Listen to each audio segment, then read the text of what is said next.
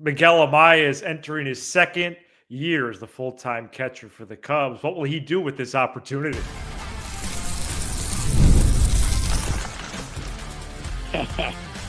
You are Locked On Cubs, your daily Chicago Cubs podcast, part of the Locked On Podcast Network, your team every day.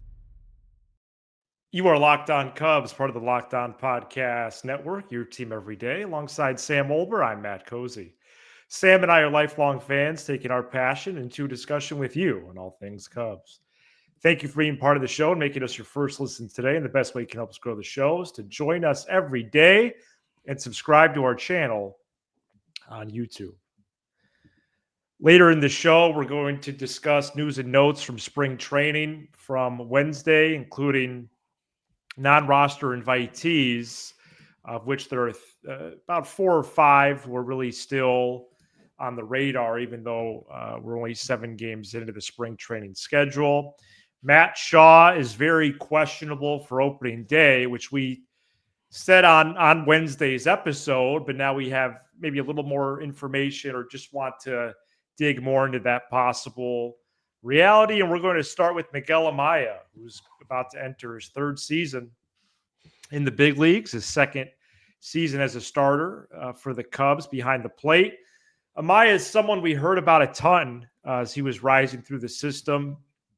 Then he got shuttled to the majors quicker than many wanted and stayed longer than I think likely many in the organization wanted as well back in the spring of 23. But here he is, catching position, such an important position as we know.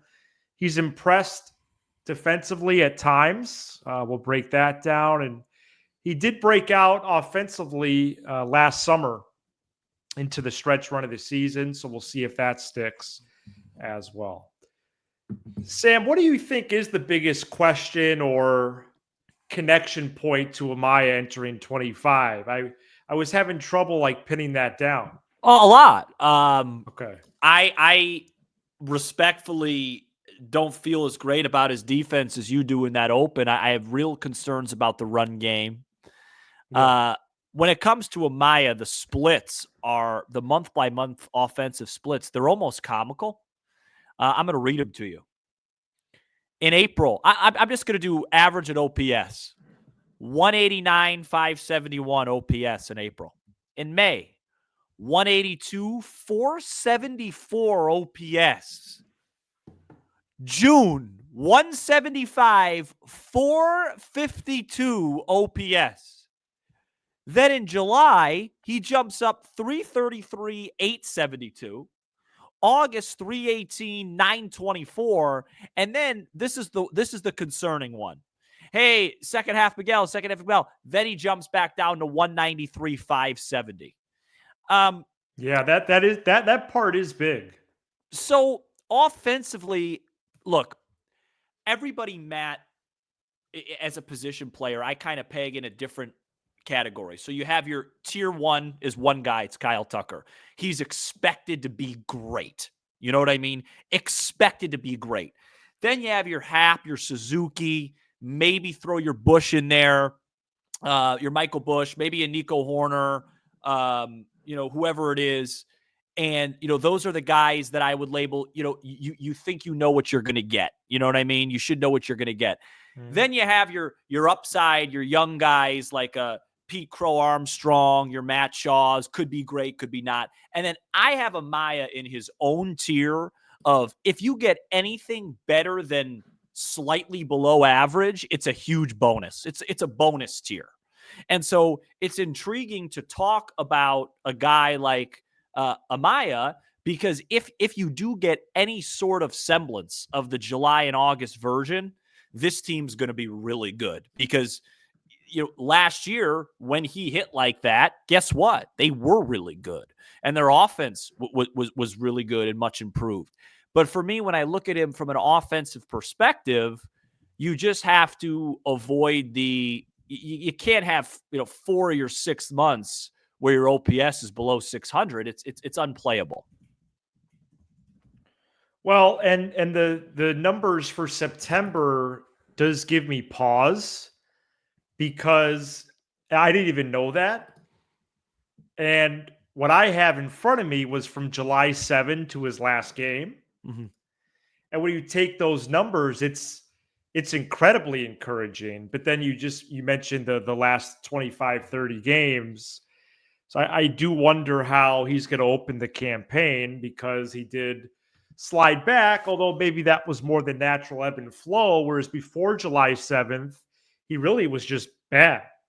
And so from July 7th to the last game, he slashed 282, 331, 468 with 6 homers, 9 doubles in 54 games. And I think that can be correlated with Cubs team results. And so what I hear you saying is that Miguel Amaya playing well would be huge for the Cubs. Huge.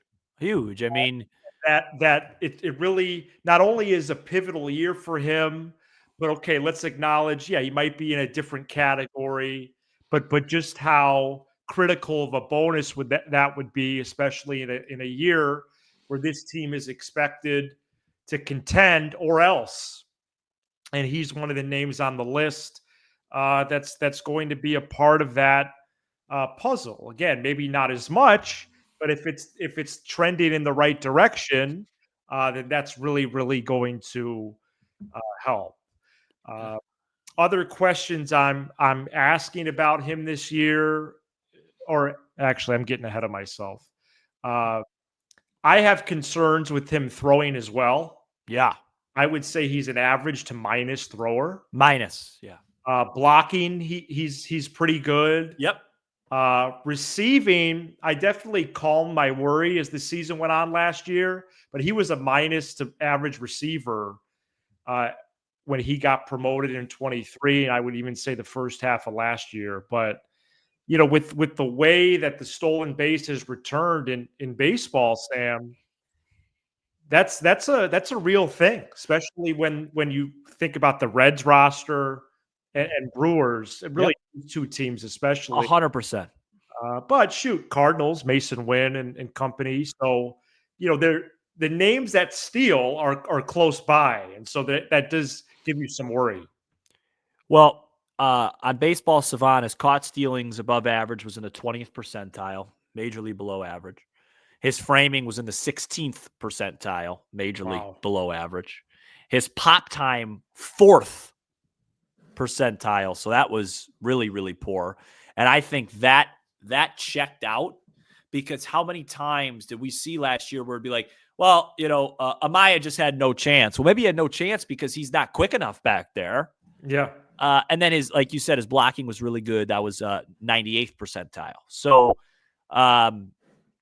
yeah, you hit it on the head. I mean, it's really a big deal because the two teams you feel like you're competing with in the division really lean heavily on stolen bases. And we've seen this happen, especially against the Reds, where they come into Wrigley and it is just a free-for-all on the bases.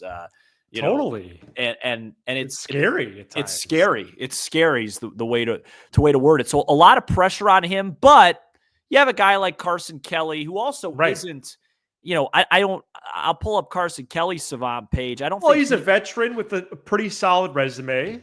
yeah, I'm curious where he's at with the base running game. Is that a big upgrade? I want to see where he was at last year. Yeah, better, better. Caught stealing above average, better, 86th percentile. So there you go. But you'd like to see Amaya take the job and run with it. I'm not as concerned about the offense. Like I said, to me, it's a bonus. If we get a really good version of him, I really do think it would help the Cubs a ton. It would basically be like adding another legitimate player because the expectations are so low there.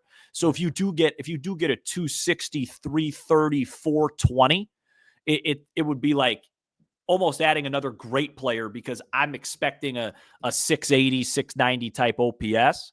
But Right. for him to stay on the field, he's got to do a better job with the run game because of the reasons we just outlined.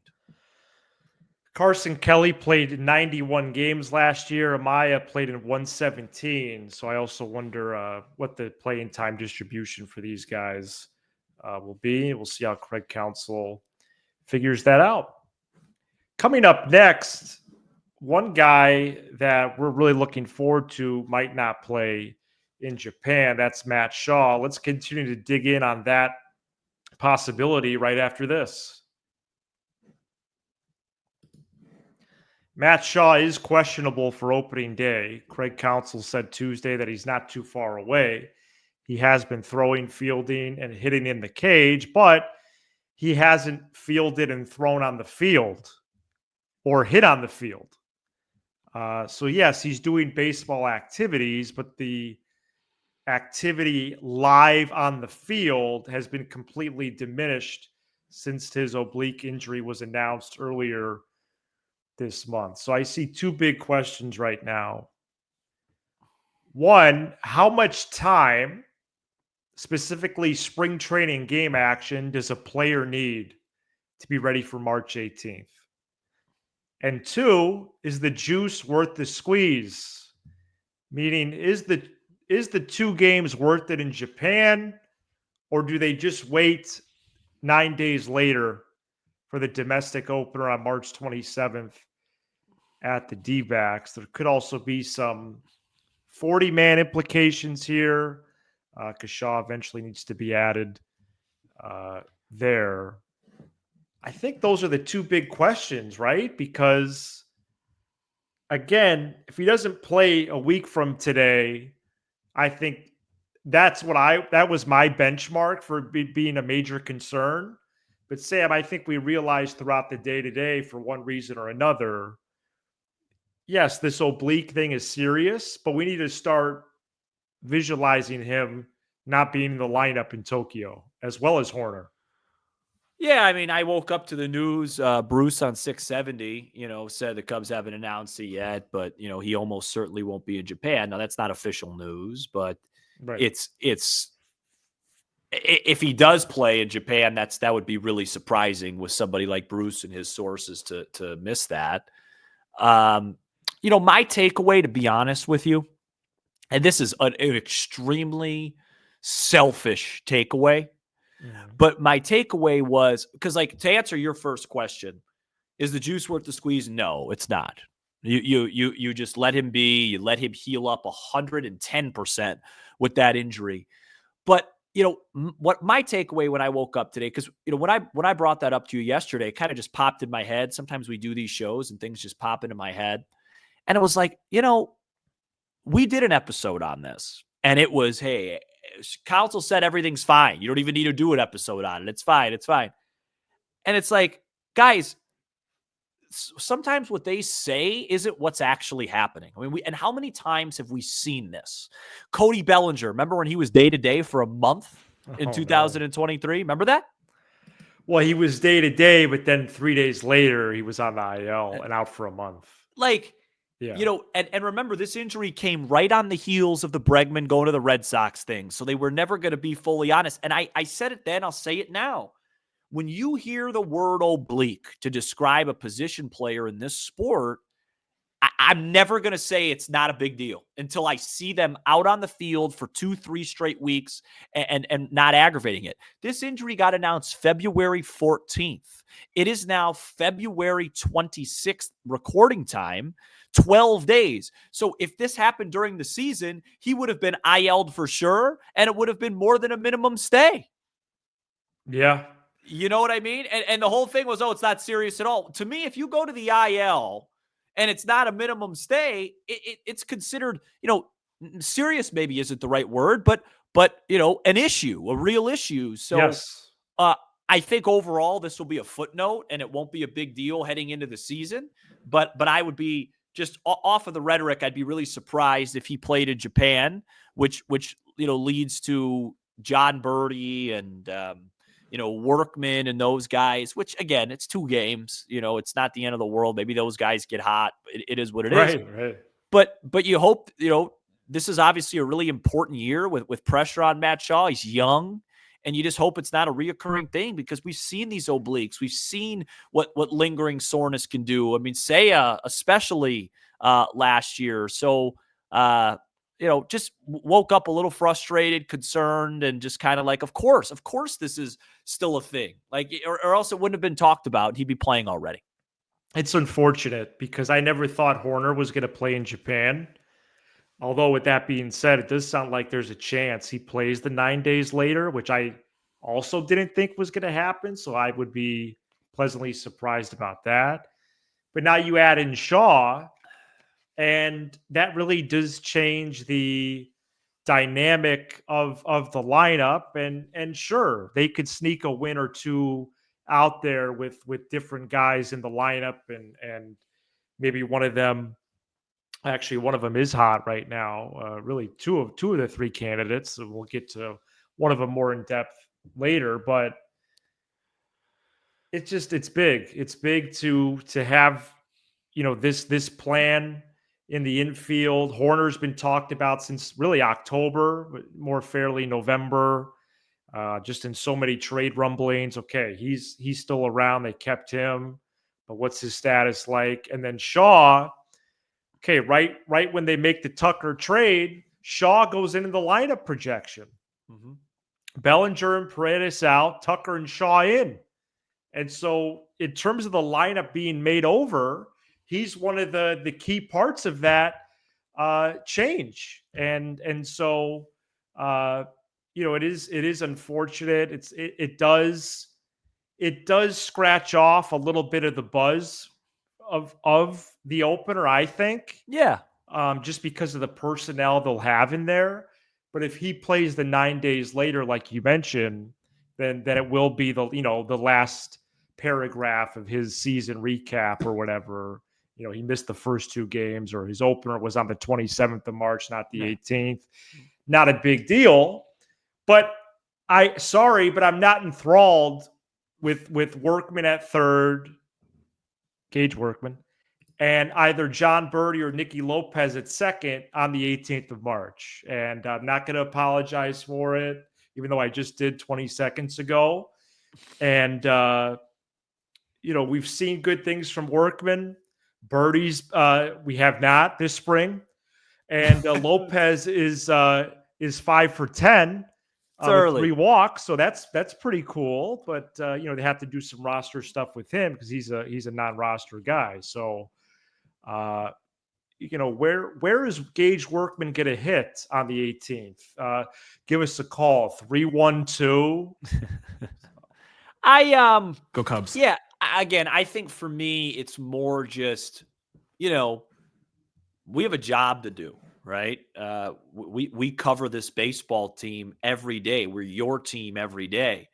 And I just think this injury was just a reminder that you really got to dig when it comes to these injuries. And sometimes you got to put your medical cap on when the time's right. I mean, I remember, the Steele. Remember opening day last year, the Steele thing? And we were just like, we were guessing. And I'm like, come on, guys. Like, he's going to be out at least a month. He couldn't walk off the field. I know they said it wasn't that big of a thing. And it's better than we thought. He couldn't walk. And so what for me, it was just like, counsel said, and I get it. They got stuff to do. They don't have to divulge all the information, but this was more just a frustration because if he does miss Japan, maybe he doesn't. Maybe he does come back tomorrow or whatever. Next week, yeah. If he does miss it, he's probably him and Tucker are the guys, and probably PCA as well. I think are the guys that everyone's looking forward most to seeing. So you just have to wait an extra few days to do that. But I'm telling you, if he's 99%, don't play him in Japan. We'll get some more clarity on this, in the next couple of weeks, but the Cubs are bringing 31 players to Japan. So Sean Hoerner could still be part of that 31. 26 active on each game day, but they could be a part of that pool of 31 if that ends up mattering or not. All right, coming up next, we take a look at the non-roster invitees. There's 5 names that we're going to discuss and figure out how they could be pieces to the puzzle. Also, spring training action from Wednesday. Stay tuned. This episode is brought to you by Wonderful Pistachios. Looking for a snack that's both delicious and nutritious? Crack into a good source of protein with Wonderful Pistachios. Wonderful Pistachios is one of the highest protein nuts. Each 1 ounce serving has 6 grams of protein, giving you over 10% of your daily value. Plus, they're packed with fiber and better for you unsaturated fats to help keep you feeling fuller longer. Personally, I love the no shells variety. It's the perfect grab and go snack for busy days. Right here, and I've upgraded to the bigger bag. I have the chili roasted flavor that I have been loving for quite a while now. I'm a grazer throughout the day, guys. I don't have time for a full meal in the middle of work. So if I'm in between meetings or equipment runs, these little green wonders pack the protein punch I need to get me through the day. And I can't recommend the chili roasted kind enough. It is absolutely packed with flavor. So get snacking and get cracking with a snack that packs a protein punch. Visit wonderfulpistachios.com to learn more. There are 3 players who are on my radar right now that entered Cubs camp in Mesa as non-roster invitees, NRIs. And those 3, Sam, are Brad Keller. Yeah. For the 5th starter or swingman role. Could talk about him this segment. Nicky Lopez for the last bench spot, but shoot, we just talked about he might end up starting at second base for at least 2 games. And then Brandon Hughes for the last bullpen spot, especially if Caleb Thielbar, who did pitch Wednesday and was better, but if he ended up tanking, plus Luke Little is currently unavailable. So Brandon Hughes could be an outside candidate there. Also, Travis Jankowski and Greg Allen were brought in over the weekend. If the Cubs want that 26 spot to be exclusively an outfielder. So, the thing with Brad Keller, Sam, is his velo. Yeah. I get he's being stretched out as a starter, but if you sit 95 and you top out at 97, you could be an option as a 1 or 2 inning guy. So I wonder if they explore that, at least for the first week or 2 of the season, and then maybe he's stretched out as a starter in Des Moines. If I would be interested to know really how close he is with Tyler Zombro, and if they could persuade Keller, to not opt out at the end of March, whether he makes it or not. But the way he's trending and the way guys like Assad are trending to not be available. Maybe they take advantage of the Wicks and Brown options, and we see those dudes later in the spring and summer. I really think Keller as a starter, but maybe even as a reliever, if he's touching 97, that will play. That will play in a short stint. Well, I'll tell you something as well with Keller. Opportunity is everything. And, I don't know if you saw this, but Sahadev Sharma with The Athletic, we finally got an answer to the exact injury Ben Brown was dealing with last year. Did you see this? Yeah, there was something in his neck, right? Yeah, a benign bone tumor. Wow. In his neck. So, what that means is that, it was a tumor, but it wasn't, spreading or anything like that. He wasn't in any danger, but it could cause a lot of pain and you got to wait it out. And I think that's why, it was such a weird injury last year. We never really knew. We heard murmurs of that, but we never really knew exactly what it was and how to diagnose it in the course of action and things like that. And so I guess what I'm trying to say is, and again, I'm not, this is not Dr. Sam here, but I would go as far as to say they probably want to ease him back in. And it was something like that. When you hear those words, thank goodness it's benign. That's who knows what that young man went through? We don't know. And then you take Javier Assad and an oblique injury. So, we know about Jordan Wicks, of course, but he has options left. Keller doesn't. So maybe Brad Keller is the favorite to get that 5th starter spot, at least to begin the season. I mean, I don't want to know, and I don't ever want to have to deal with having to throw 96, 97 miles an hour after you have a tumor on your bone. and come back after that. Maybe they want to ease him in an inning at a time, 2 innings at a time, and go from there. This is purely speculatory. I have zero evidence that or heard anything to support this. This is just me trying to put the tea leaves together, and you continue to hear them talk about Keller positively. Now he's only thrown twice. I mean, you're 1 day away from a great. Right. You're 1 game away where he gives up a grand slam, and then all of a sudden the momentum changes.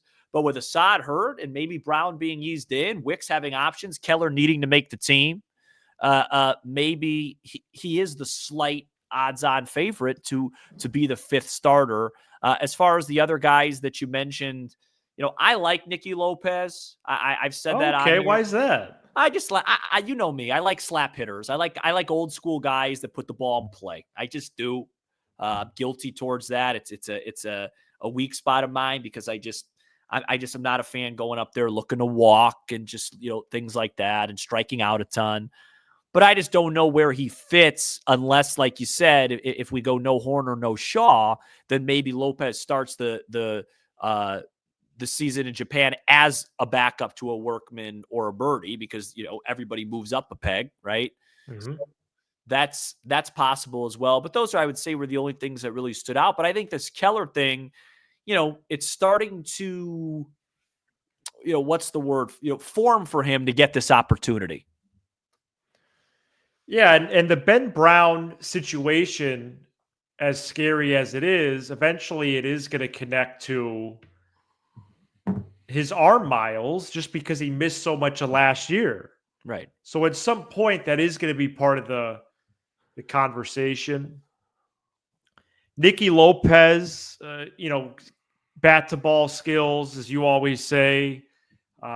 He has my attention. He has my attention as well as Brad Keller, which you went into really well there.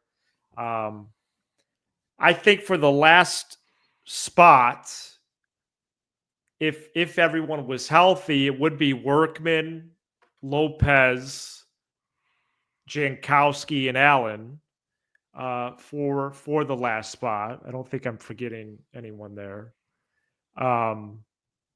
But we'll see how it plays out. I still don't really get the Jankowski and Allen thing. Well, Jankowski's he's PCA insurance, but if the PCA insurance is going to be Alcantara at the minor league level, then what are you really covering for? I think you're taking a spot on the major league level then. I don't disagree. So especially because they do have guys who can finish a game in center. I forgot about Vidal Brujan would be in that roster competition. He's already on the 40-man. So do you want to do a quick little game summary today? Yeah, and so then quick one. What did you watch the game today? I turned on Marquee about 2:05, and former All-NBA center DeMarcus Cousins was talking about Luka Doncic's game against the Lakers last night on Marquee. So I didn't get a chance to watch the baseball game. It was not televised. From replay behind the plate, it looked like Imanaga threw a low fastball to Casey Schmidt that got hit out of the park, but he was missing bats and things were okay. So, we move on to bigger and better things. I would just like our network that's supposed to be Cubs. Hey, let's find a way to just send a couple camera people out to San Francisco and be able to televise that game on a beautiful matinee here in the Chicagoland area. Well, the last couple of weeks we did a Marquee episode, and only home games broadcasted this spring. Although they will be going to Japan. Good. I mean, that those games count. All while they have looming carriage deal with Xfinity looming, which we'll likely get into later. Next week. Sam is solo on Fridays. He'll be back here to wrap up your week, and that will be fun. As always, thank you so much for checking out this episode. We are here 5 days a week talking about all things Cubs. Subscribe to our channel on YouTube as we make the push to 13,000 subs, and we're streaming worldwide on Apple, Spotify, iHeartRadio, SiriusXM, and more. For Sam Olber, I'm Matt Cozy, and you are now Locked On Cubs. Go Cubs.